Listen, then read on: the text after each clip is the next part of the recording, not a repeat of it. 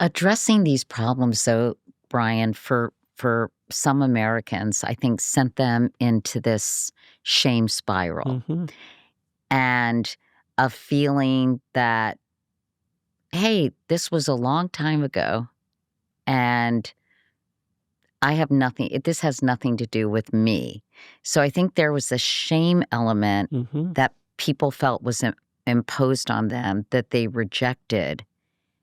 And then I think that morphed into demonizing these efforts, this acknowledgement, and a deeper understanding Mm-hmm. about our past with the word woke. Yeah. And that has become, obviously, not even a dog whistle, but, a loud signal that the pendulum had simply swung too far. Mm-hmm. And I'm curious to get your thoughts on that.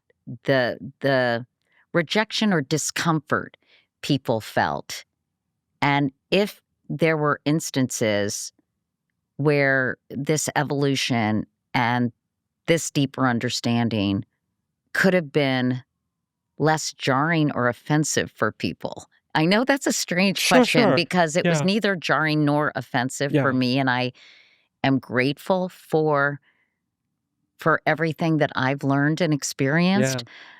But I'm just thinking about what I've heard Yeah. Yeah. people say. Yeah.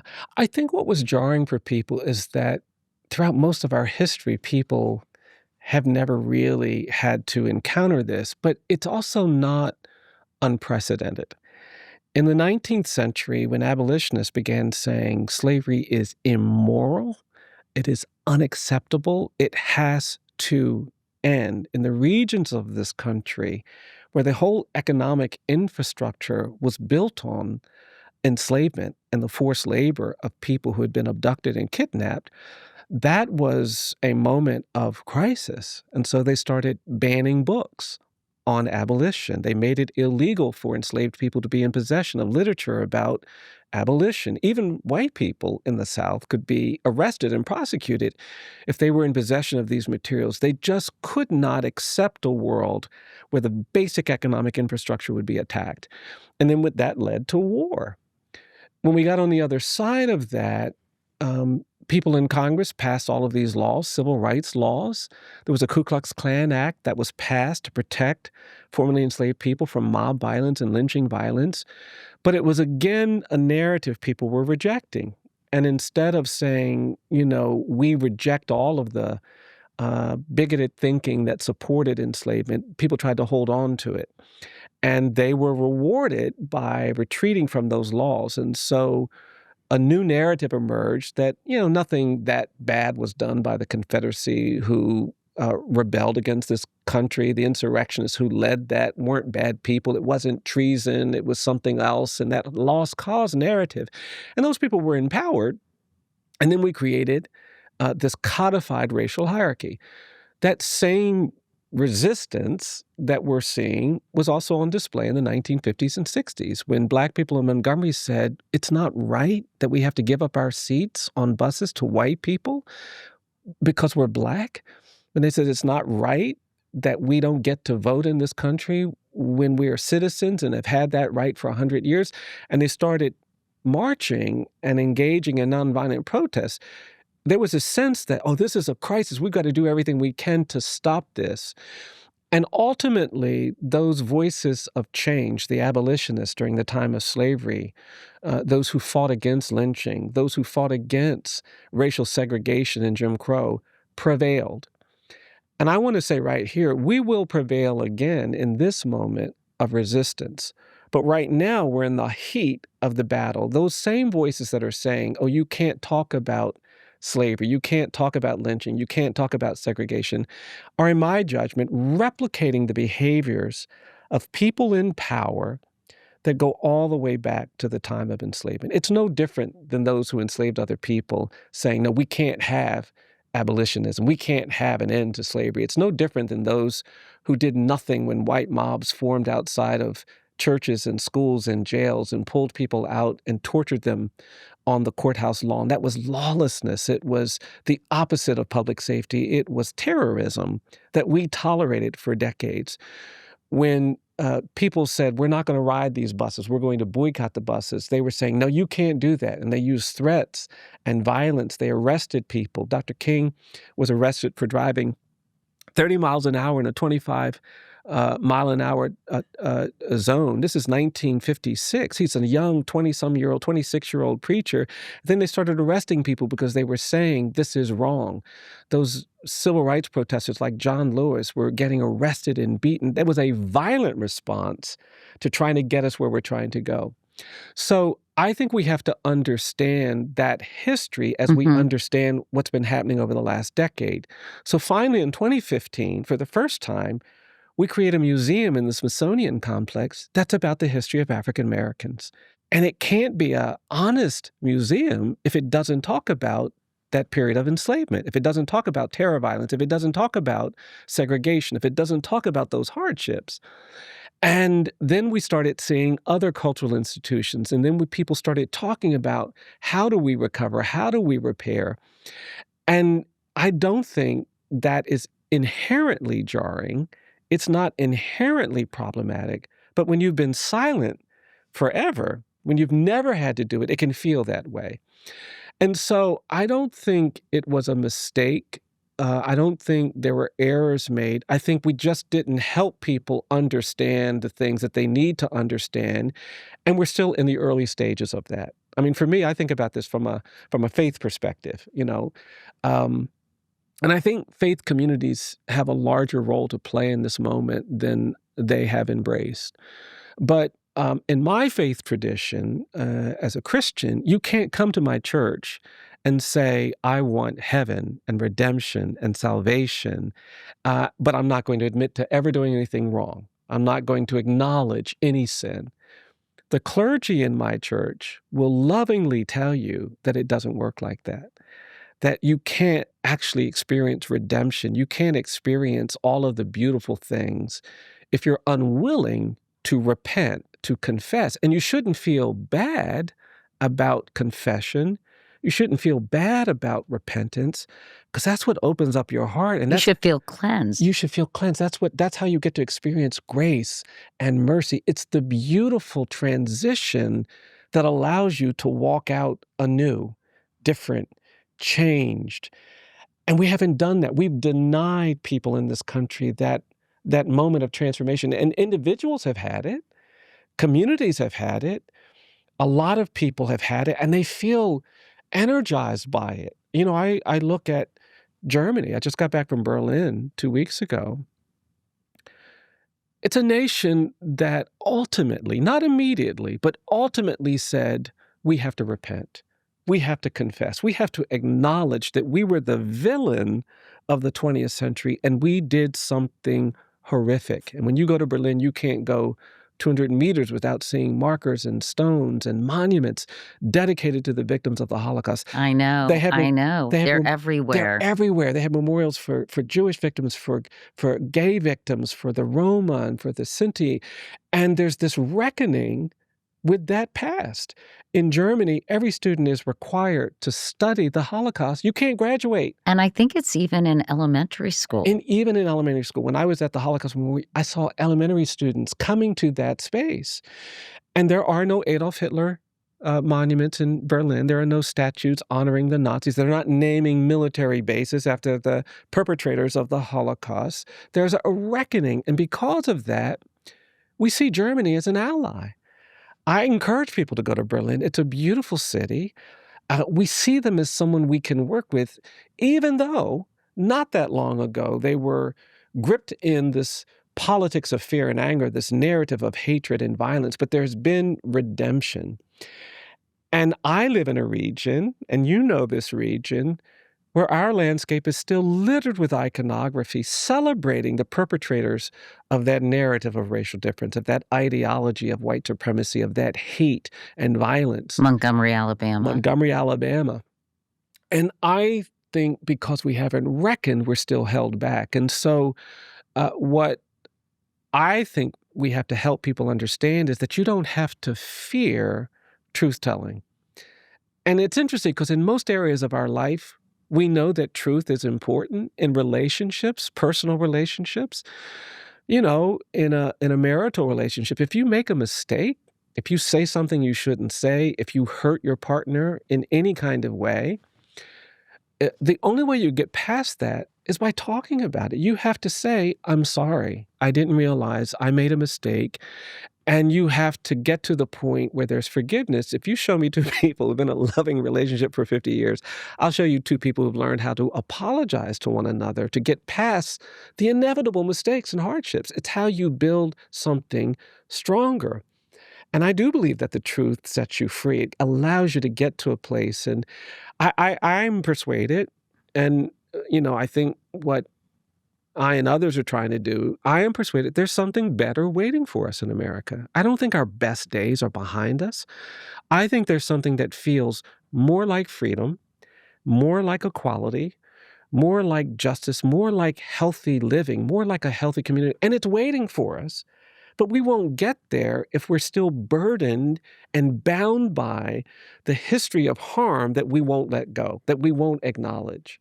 Why is it so hard? I agree with your assessment of Berlin. You look at places like Rwanda. Yeah, Why is it so difficult for Americans to to acknowledge yeah, these painful chapters?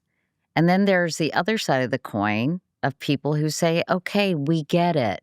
We get it. Let's move on," which is something that I hear from people. yeah, And how do you balance those two things, Bryan? The need to understand, value, appreciate, accept, and learn from your past mistakes, yeah. but also taking that and moving forward and not focusing on it so much that the moving forward part is difficult to Yeah, do. yeah. Well, I do think it's important to understand the differences between America and most of the places that we now acknowledge as having gone through transitional justice. In South Africa, a Black majority took over. It was no longer a country ruled by a white minority. And so you had a truth and reconciliation process because that Black majority realized it was important to create space for the victims of apartheid to give voice to their harm. In Rwanda, there was a military intervention, and so the victims of that genocide became empowered. And so that powerful genocide museum was something that a new order was able to facilitate. The Nazis lost the war. And because the Nazis lost the war and the Allies insisted on some confrontation of that history, eventually, not immediately, because there was resistance to truth-telling in Germany in the 1960s and 70s, but eventually things changed. But there was a shift in power. And the wrongdoers, as it were, the people who were directly responsible for that injury and harm, lost power. And a new regime came in, and it became easier for them to facilitate it because they disassociated themselves from that prior regime. That hasn't happened in America. It could have happened after the Civil War had we made Reconstruction work, but because we've retreated from Reconstruction and our courts gave in to states' rights, the very same architects that had tried to preserve slavery, that enslavement evolved into this world order that looked very much like slavery. We created constitutions that literally said they were about white supremacy. We created and mandated racial hierarchy. And then even after the Civil Rights Movement, when we had a moment in the 1960s to finally transition ourselves, there was no real denunciation of segregationists. There was no repudiation of Jim Crow and white supremacy. We didn't distance ourselves from that. We just tried to accommodate those who had been resistant. We tried to kind of make them feel okay. And that was the priority. What do you mean accommodate those who'd been resistant? Well, I think, every Southern legislator in Congress voted against the Civil Rights Act of 1964. Most every Southern legislator voted against the Voting Rights Act. And we didn't say, how can you represent this country if you're going to deny the right to vote to U.S. citizens? We tried to accommodate. We had the Justice Department become the institution empowered to enforce these things.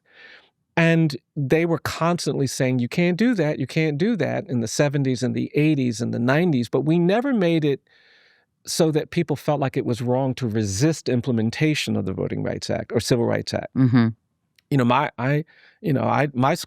My school didn't integrate until a decade after Brown versus Board of Education. Schools in Alabama didn't integrate until the 1970s. And rather than embrace integration, as you know, most white parents pulled their kids out of those schools and put them in all-white private academies with the hope that they could shield them from integration. That goes on today. The schools in Montgomery, Alabama are as racially segregated today as they were 70 years ago. There was that resistance even then.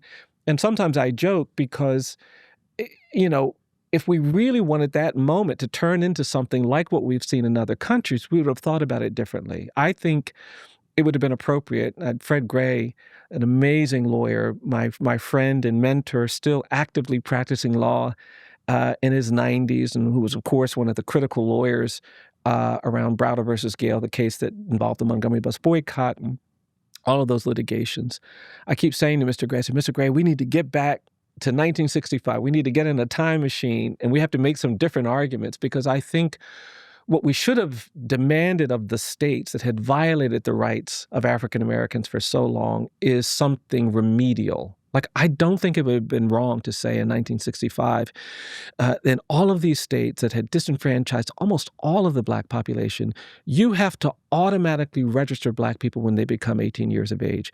You have to do something that acknowledges the harm of a century of violence and disenfranchisement, not just for them, but for you, so that you're not confused about the fact that what happened over the last century was wrong, was unconstitutional, was un-American. And now to get to something better, we need to do something remedial. If I make a mistake and bump into somebody on the street and they fall and injure themselves, I can't just keep walking and feel good about myself. I first have to say, oh, I'm so sorry. Please know I did not intend to run into you. If I hear that they're really injured, I want to keep up with them. And I'm doing that for them, but I'm also doing it for me. And we never created that opportunity in the 1960s for all of these offenders. They didn't want it, so we were going to have to push them.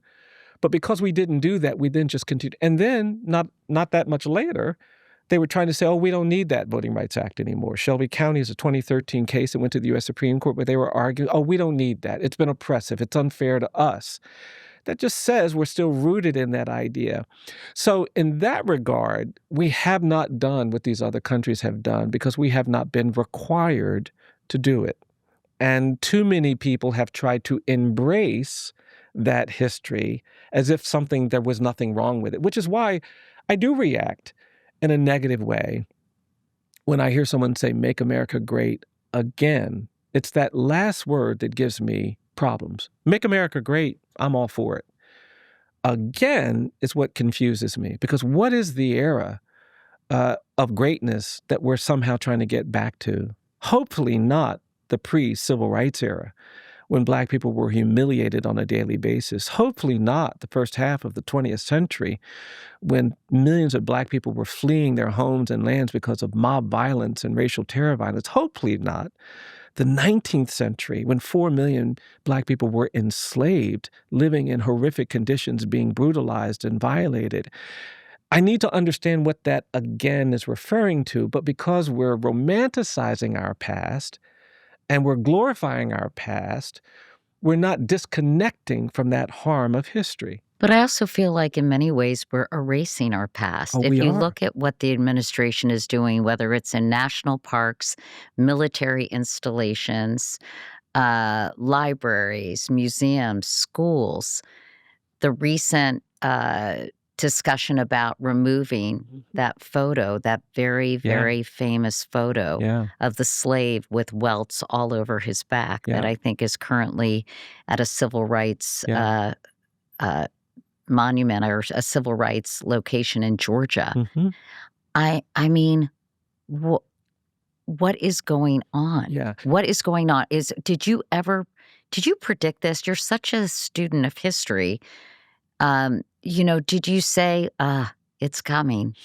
I sort of did. I mean, the reason, I spent my career as a lawyer. As I mentioned, I'm a product of Brown versus Board of Education. I grew up in a community where Black children couldn't go to the public schools. I was in a community where very few of the adults had high school degrees, not because they weren't smart or hardworking, but there were literally no high schools for Black people in our county when my dad and his generation were coming up.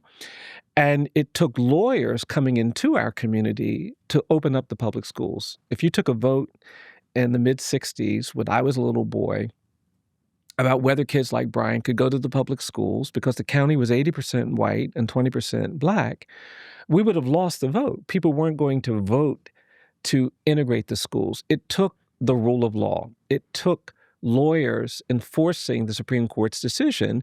And without Brown versus Board of Education, without those rulings from the court, we would not have had that civil rights revolution. And so I became a lawyer because I wanted to use that same power to help other disfavored people, marginalized people who we still have in this country. And I spent the first part of my career representing people on death row, children prosecuted as adults, people who had been wrongly convicted and unfairly sentenced, because I knew that the law would protect them in ways that the legislature might not, that politics might not, because of the way politics plays out. And we've had a lot of success. But about 12, 13 years ago, I remember distinctly waking up one day. We had lost a case that I thought we could have won 5 years earlier, a decade earlier. I could sense that many courts were getting tired of trying to insist on full compliance with the law, full compliance with the Constitution, full compliance with equal protection. And I remember waking up thinking, you know what? I'm worried that we might not be able to win Brown versus Board of Education today. I'm not sure today our court would do something that disruptive on behalf of a disfavored, politically marginalized, politically disempowered group of people. And that made me worry. And what that made me recognize is that we were going to have to get outside the courts and begin doing what I call narrative work to help us understand why it's important that we believe in equality, why it's important that we believe in fairness, why it's important that we reject racial bigotry, that we reject violence, that we reject hatred. The why part, I'd assumed, and it was becoming clear that even in our legal system, people were retreating from that. And that was the genesis of the narrative work. That was why we started issuing those reports. It's why we built a national memorial to peace and justice. It's why we built a legacy museum. It's why we built Freedom Monument Sculpture Park. It's why right now I'm really focused on creating an infrastructure and cultural institutions that tell the truth, because I think we are in a narrative struggle in America. And we are either going to embrace the politics of fear and anger that have led to so much division and I think inequality and injustice over our history, or we're going to have to embrace something more hopeful, something that we haven't quite seen yet, but we can imagine, that gets us to a healthier place. And that's and the book banning that you're talking about and the erasing that you're talking, it's just a classic strategy. It's what people with power have always done when they're threatened by ideas that I don't think they can actually compete with. It's gonna be hard to persuade me that people actually believe that inequality is better than equality, that freedom is better than isolation and bondage, that treating people fairly is better than only treating some people fairly. And that's the ideology behind equality, racial justice, treating people as human beings.